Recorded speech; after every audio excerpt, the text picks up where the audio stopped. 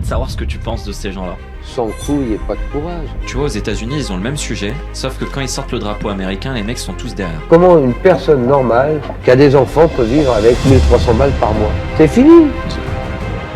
Putain, on est un bon pays à la base, non? C'est le On a meilleur un truc pays du bien. monde avec les pires gens, enfin, ouais. La preuve qu'il y en a qui montent sur le ring, en dehors du ring, ils ont rien. Tout ce monde du showbiz là, c'est une gangrène cette histoire. Dans le New York Times, il a dit que si j'avais pas été acteur, j'aurais été escroc. Dis-moi, Chris, j'avais une liste de photos à te montrer de personnes. Ouais, J'avais envie de savoir ce que tu penses de ces gens-là. d'accord. Tu les connais tous, à mon avis. Alors, lui, c'est... Arrête-moi si tu peux. Je crois que c'est Aldman, son nom de Oui, famille. Donc lui c'est le vrai mec ou c'est le mec c'est- qui l'a arrêté? C'est le vrai Non, mec. c'est- C'est le vrai il a- mec. il a Il travaille travaillé- pour le FBI Il a maintenant. travaillé avec le FBI. Tu penses quoi de ce J'en gars? pense qu'à un moment, il se vend lui-même pour se libérer. Donc je pense qu'il se trahit. Voilà. Ok, Ah ouais, intéressant. putain, tu penses que c'est ça l'histoire? Voilà. Bah, il est obligé, frérot. Sinon, c'est tôt la vie, lui. Mordov, un salaud. Un salaud, ok. Donc ça, salaud, c'est la plus grosse escroquerie Ouais, qui mais existe. salaud parce que des gens sont morts, ils se sont suicidés, parce que... Je crois que d'ailleurs, son fils s'est suicidé à Amador. Ouais, c'est ça. Ouais. naze. Et toute sa famille a morflé parce que lui, il est endetté sur 1000 générations. Voilà, ouais. Son nom, il est fumé.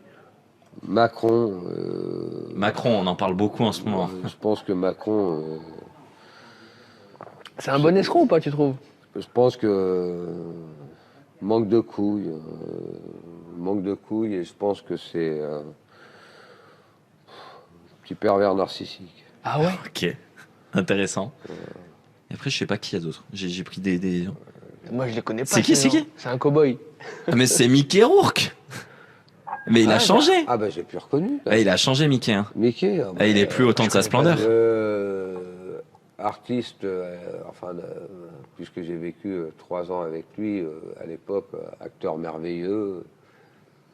Je connais pas ce gars, il a fait Pas- quoi ce mec? Il a fait 9 semaines et demie, il a fait Donc acteur le gars. Là, il a fait le Hustler. The Wrestler, ouais. Où il joue un catcheur. Où ils ont demandé un Oscar. Mais c'était un beau gosse à l'époque. Ouais. Mais il s'est déchiré de drogue, il a essayé de devenir boxeur. Ça, c'est le showbiz. T'as de l'affection pour Mickey ou pas du tout? Moi, j'ai eu de l'affection pour Mickey jusqu'au jour où il y a eu cette histoire où il n'a pas eu les coups avec. Il avait une embrouille à Los Angeles et j'ai pris ses patins et je me suis retrouvé au placard parce que je l'avais épaulé et qu'il n'a pas eu les couilles. Quoi. Ok, d'accord. Mais bon, la preuve qu'il y en a qui montent sur le ring et en dehors du ring, ils n'ont rien. Rockefeller. Alors lui, escroc aussi. Hein, mais... grâce à lui, tu t'es bien bah, mis. Lui, escroc, le nom est sympathique, et c'est sans doute le nom le plus amusant pour moi, c'est ce qui m'a fait le plus rire. En tout. Paul Naref, une truffe. Paul Naref, c'est une sous-merde. Voilà. Ok. C'est une sous-merde. Lui, il t'accuse que tu lui as pris 250 000 ou un truc comme ça, c'est ça? Paul Naref, déjà, il aurait fallu qu'il ait eu 250 000. Ça, c'est la première base. Deuxième base, Paul Naref, je le rencontre à Los Angeles, il va me acheter le Hammer de Dodi Al-Fayed, qui était mon copain. Il n'avait pas l'oseille pour me l'acheter. Et alors donc, lui, c'est un mégalo. Voilà. Alors maintenant... Son drame, c'est pas d'avoir fait carrière aux États-Unis, je suppose. Aux États-Unis, Paul Naref, personne ne sait qui c'est. Bah justement, mais je pense que c'est son drame, tu vois. Voilà. Par contre, en termes de piano, moi je l'ai vu à la Mancha où on était à Palm Springs ensemble. C'est un musicien hors pair. Moi, j'enlève pas les qualités de l'individu. Ouais, bien sûr. Intrinsèquement. Humainement, sans couilles et pas de courage. D'ailleurs, il avait écrit un bouquin qui s'appelle Sperme. À son âge, ça doit être de l'eau. Voilà. Je crois qu'on a fini. Voilà. Je t'en remercie. Je t'en prie. Est-ce qu'il y en a un de tous les gens très connus que tu as rencontrés qui t'a vraiment inspiré? Tu t'es dit, lui, franchement, waouh. Genre, ou elle? Moi, j'aimais bien Marlon Brando parce qu'il était authentique et il n'y avait pas de... Même en tant que le fait que la reconnaissance d'acteur... D'ailleurs, il avait dit une chose très intéressante dans le New York Times. Il a dit, si je n'avais pas été acteur, j'aurais été escroc. Ok. Mais il a fini un peu tristement quand même, parce que c'était un Moi, super beau gosse. Je pense qu'il s'est détruit. Mais le succès peut détruire comme il peut construire, mais si on n'en fait pas bon usage. C'est comme toute chose, si on n'est pas mesuré. Tout en excès est néfaste. Voilà. Parce qu'en fait, c'est le parrain, et puis après, moi j'ai des images, il fait mais 150 kilos, tu vois. Oui, mais après, les souffrances humaines, on les ressort, malheureusement, ça leur appartient. Moi, j'ai pas de jugement sur la fin de Marlon Brando. Ce Non, que c'est je pas un sais, jugement. c'est le rapport humain que j'avais avec lui, les conversations que j'ai eues avec lui. Il nous avait fait une petite patte à Roxbury Drive, à Los Angeles. C'était un rapport vrai. Il n'était pas dans le folklore. Maintenant, ça reste un acteur. Voilà. Il voulait même pas être acteur, Marlon Brando. Ah bon? Non. Il voulait l'a faire dit, quoi? Il a pris la cause. Il a vécu à Tahiti. Il a pris la cause amérindienne sur ce qu'on appelait les natifs américains, les Indiens. D'ailleurs, sur Et les Oscars, il a même pas reçu l'Oscar. Ouais, il envoie une Indienne. amérindienne pour les Oscars pour récupérer son Oscar, je Mais crois, non. sur Le Parrain, Ouais, justement. ouais, mais, je pense que c'était c'est un des mecs, voilà, avec Anthony Hopkins, c'est des mecs dans le cinéma qu'on fait vibrer Et les gens. Hannibal. comment t'expliques que tout ce monde du showbiz là, ça soit. C'est une gangrène cette histoire, tu vois. Il y a, Non, mais alors, si on parle du showbiz français, mais ils ont le choléra. même Worldwide, C'est pas non? la gangrène. Ils finissent tous dans alcool, tout le monde, drogue, alcool. Comment c'est quoi ce Je délire? pense parce qu'il y a cette pression. Alors déjà d'une, je pense que, alors pour pas la plupart des communs des mortels, ils savent pas ce que c'est qu'être devant une caméra, ils savent pas ce que c'est que cette reconnaissance, parce que oui, ça peut être jouissif quand tu es jeune et tu dis que tout le monde te connaît, mais ça peut être un poids aussi, puisque tu es constamment regardé.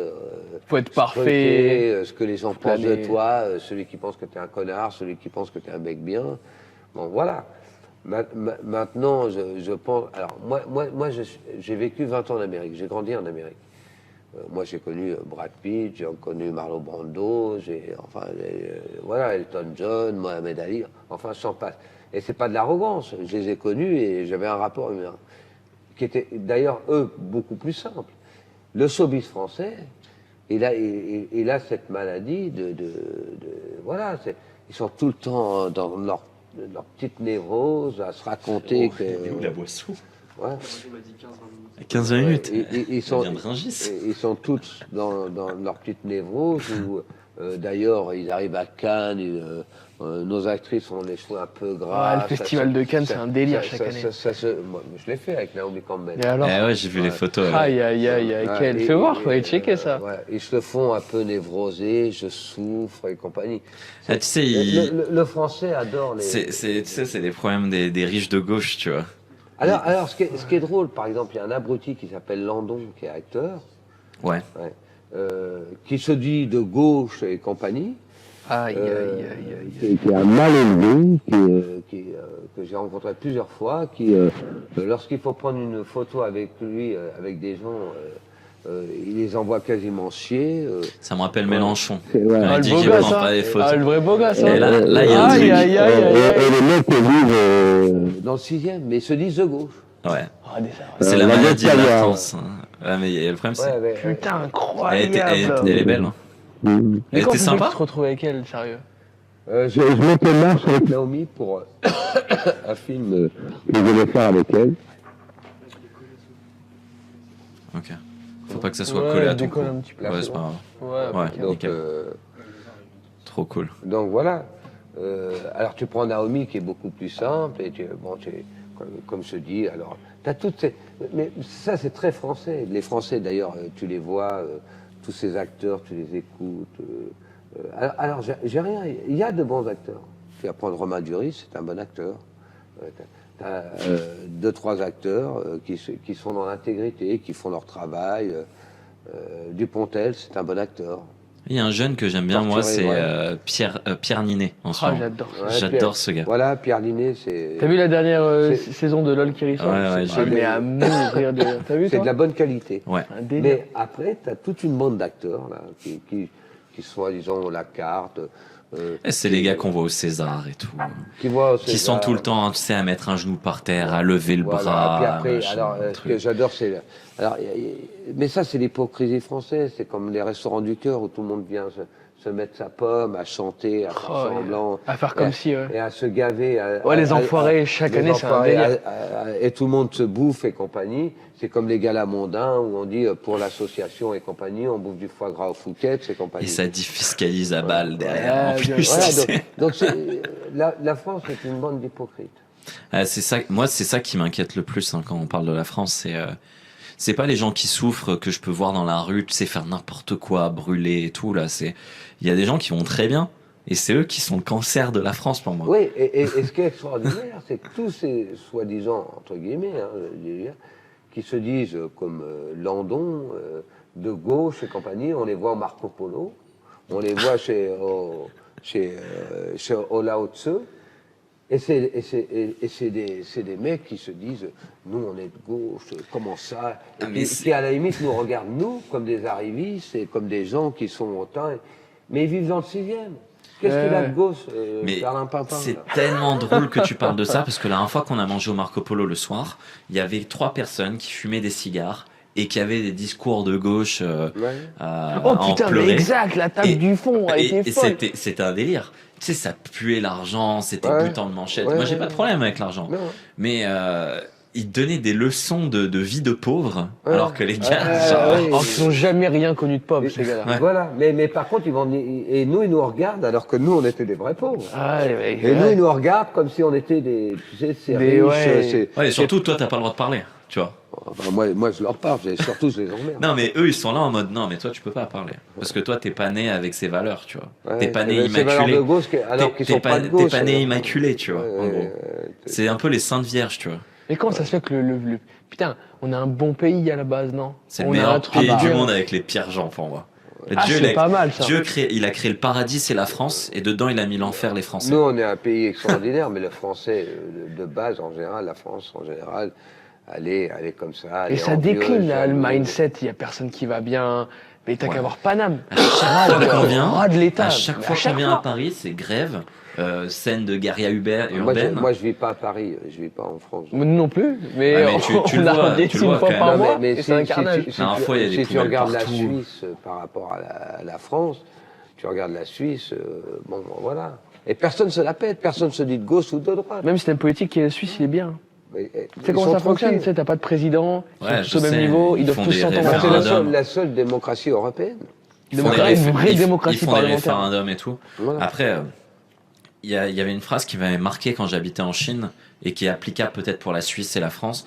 Je leur avais parlé de démocratie, ils m'avaient dit mais tu crois que tu peux faire une démocratie dans un pays d'1,5 milliard de personnes?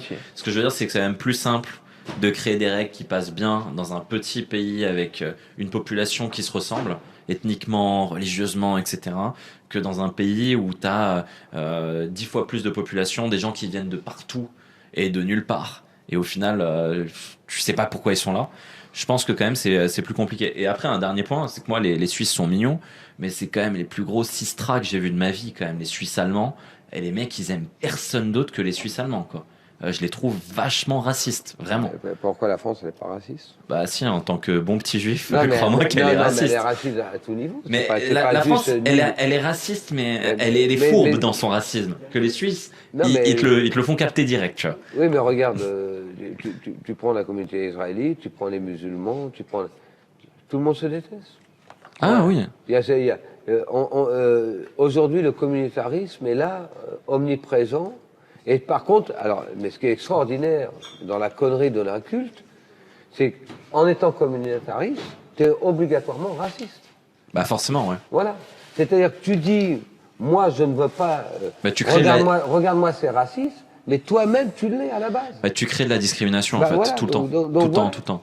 Mais par contre, ce qui est fou, c'est que tu vois, aux États-Unis, ils ont le même sujet, sauf que quand ils sortent le drapeau américain, les mecs sont tous derrière. Que nous, on a que les downsides de l'histoire.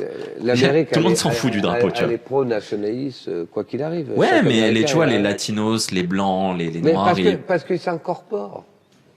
Le latino, il veut devenir américain. Et ouais, personne. Il y a encore cette histoire de rêve américain. Le rêve français, je sais pas ce que c'est. Non, il n'existe pas le rêve français. Ils veulent le devenir. Ouais, ils veulent le devenir. Voilà. Le problème de l'intégration, on en est toujours pareil. C'est comme si moi j'allais demain vivre dans un pays musulman et que je ne voudrais pas m'adapter aux coutumes musulmanes. Il ne faut pas que je vienne vivre dans un pays musulman. Ouais, ça c'est sûr. Ouais, c'est clair. À partir de ce moment-là, quand tu choisis... C'est un deal que tu fais. C'est un deal, tu choisis d'eux. Alors... Mais c'est pas le message qu'on envoie aussi, tu vois, en fait, en réalité. On n'envoie pas le message aux gens que, en fait, si tu viens, ça se passera comme ça. C'est en mode, tu sais, c'est un peu comme McDo. Tu le sais au fond de toi. Mais tu le sais, mais les gens. Quand on est à Dubaï, on sait très bien qu'on a l'appel à la prière, on sait qu'on a le ramadan, mais parce que t'es un mec intelligent. Mais en vrai, les gens, c'est comme des enfants. Si tu leur dis pas qu'il y a une limite, eux, ils se disent, ok, c'est ok, tu vois. Genre, tu leur donnes ça et ils disent, attends, on peut prendre un peu plus, on prend plus, y a pas de problème. Non, de toute façon, la France est un pays d'insatisfaits. Ah ouais. Moi, je pense que la France, elle a fait une erreur monumentale. C'est lorsqu'on a créé les cités, qui sont pleines de ressources de qualité, qui sont pleines de ressources de gens qui ont du talent. C'est clair. Mais on leur a dit, bon voilà, il y a Paris, il y a les cités, et vous allez rester dans les cités. C'est-à-dire qu'on leur a même pas donné l'opportunité d'évoluer. T'as des tas de mecs de cités qui sont constructifs. T'as des tas de mecs. Mais nous, on a fait des ghettos. On les a créés, on les a parqués. T'étonnes pas si demain ils viennent dans la rue et qu'ils veulent tout péter. Et ils continuent de faire ça maintenant, tu sais, en bloquant les voitures. Alors ils disent qu'ils vont construire un métro, un truc, mais quand tu bloques les voitures, en fait, tu dis aux mecs là qui peuvent pas se payer Paris, les gars, rentrez plus à Paris, quoi. Genre parce que ta voiture, elle est pas assez green. Ouais, faites-vous plaisir. Et c'est un truc, c'est un truc de fou. Mais franchement, moi, je trouve ça pesant à chaque fois que je viens. À chaque fois, il y a une grève. À chaque fois, il y a un problème. Il y a pas une fois où je me suis dit, putain, c'est pisse en ce moment, c'est cool, quoi. Ouais, non, je pense qu'on est arrivé au nivellement au plus bas et on est dans le chaos. Il se passait quoi, là ? Je pense qu'on est au bord de la guerre civile. Ah ouais ? On est au bord. On est aux prémices. On est aux prémices, peut-être, ouais. On est aux prémices.